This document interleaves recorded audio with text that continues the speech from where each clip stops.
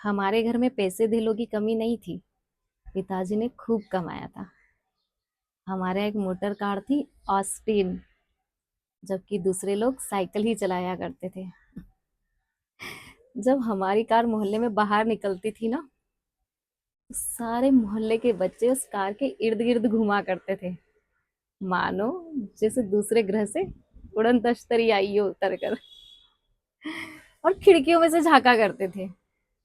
और ये कि मैं इस ग्रह की प्राणी हूँ या आसमान से उतर कर आई हूँ। मेरी बहन और मुझ में झगड़ा हो जाया करता था कि अगली बार उनके साथ जाएंगे तो अगली सीट पर कौन बैठेगा। वो तो रूठ जाती, रोने ही लगती। फिर वो मुझसे कहते, रत्ना तू बड़ी है, तू मान जा। मैं सोचती कि बड़ा होना क्या जुर्म है, या उसे अपने मन का करने का हक नहीं। मैं 17 की थी जब वो गुजर गए। डैडी के मरने के बाद पूरे घर का जिम्मा मेरे सर आ गया। आ क्या गया, मैंने ही माँ से कहा, माँ घबराइए नहीं, मैं जिम्मेदारी लूंगी। मुझे याद है वो दिन जब पिताजी का देहांत हुआ था। कैंसर था उन्हें।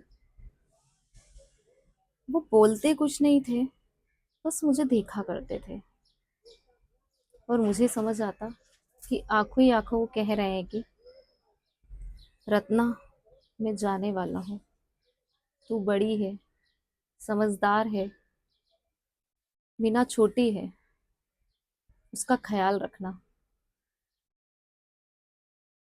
मैंने भी कह दिया कि जब तक मीना की एजुकेशन नहीं होगी, मैं भी शादी नहीं करूंगी। अगर कोई लड़का लिफ्ट भी देता था ना, तो मैं पहले ही संभल जाती थी। और मीना को देखो, कॉलेज में थी, एक दिन आकर कहने लगी, मुझे शादी करनी है, मैं प्यार करने लगी हूँ। माँ भी राजी हो गई, कहने लगी, जिसकी पहले होती है हो जाने दो। मेरे पिताजी के पास एक अंगूठी हुआ करती थी, बहुत ही खूबसूरत, उसमें हीरा लगा था। बचपन में मैं उससे खूब खेला करती थी, और एक आंख बंद करके उसमें झांकती थी। उसमें मुझे लाल और नीले रंग के सितारे दिखाई पड़ते थे। मैं उनमें डूब जाना चाहती थी। पिताजी कहते थे, रत्ना ये अंगूठी तेरी ही है, इसीलिए तो उन्होंने मेरा नाम रत्ना रखा था।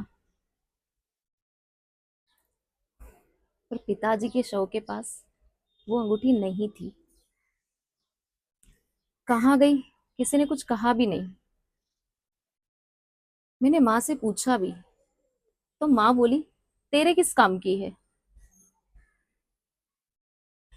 फिर अचानक मैंने वो अंगूठी देखी, जानते हैं कहाँ? मीना के पास। मैंने माँ से पूछा, तो माँ कहने लगी, पिताजी देकर गए हैं। जरूर मीना पीछे पड़ी होगी उनके।